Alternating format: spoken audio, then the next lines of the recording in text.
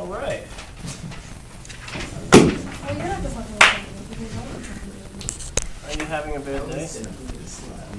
You seem anxious. My sign up there.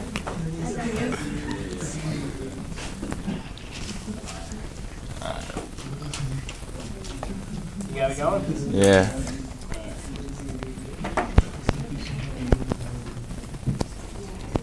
All right.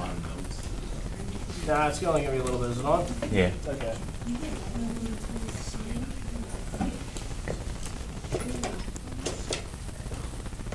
All right. So naming compounds with polyatomic ions. This is gonna be really easy.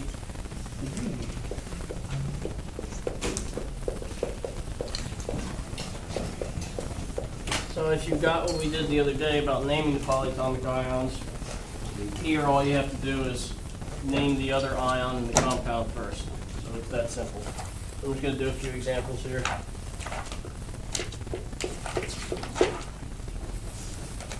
All right, let's try this one here.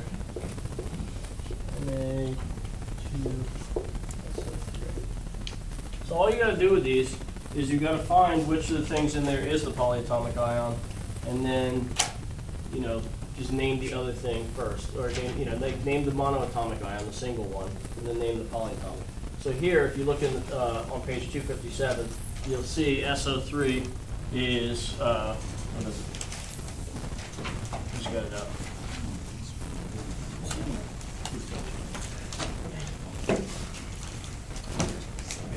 Page 257.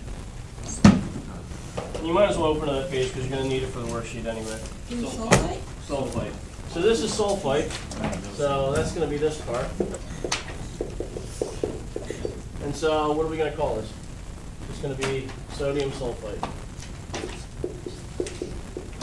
So that's it. Name that piece, name the polyatomic ion. It's that simple.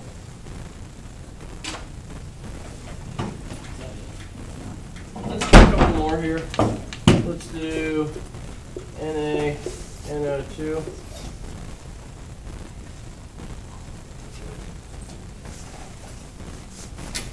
Okay, so what's this going to be called?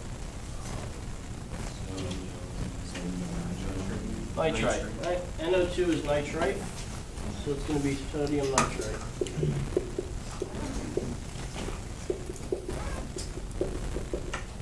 Okay, I'm going to do a few more.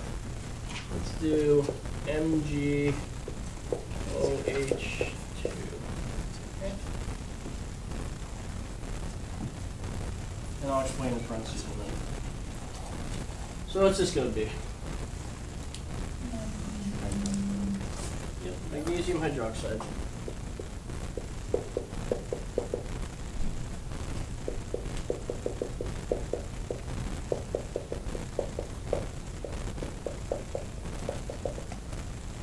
All right, and let's try this.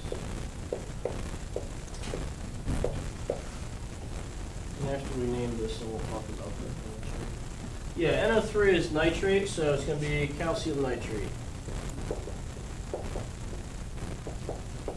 Okay, so when you look at this, you might be wondering what's up with the parentheses there. So, you know, obviously this means we have two nitrates, and you might think, well, why don't we just write it, you know, N2O6 or something? Why don't we just distribute the 2 through there? But we can't do that. And the reason we don't do that is that each nitrate is like a separate particle. You got the nitrogen with 3 oxygens stuck to it, and that's one particle. Well, when you have 2 of them, they don't combine together. They're still separate things.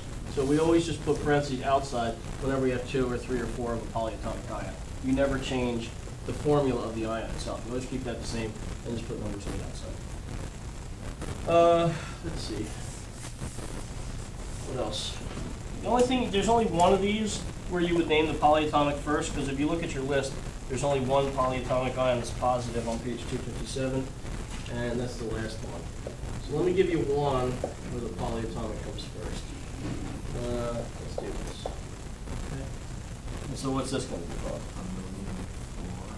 Yeah, because look, this polyatomic is at the beginning. That's the only one on the list like that's positive, so we say that one first. Ammonium and then fluoride. It's 2 others. 2 M's. But the vast majority of the time, it's going to be the monoatomic one first, and then the polyatomic. So the single atom, the one that's the element first, and then the polyatomic, which I think probably everyone on the worksheet is like that. Questions? Nope. You good? All right, so all you're doing today is naming these things.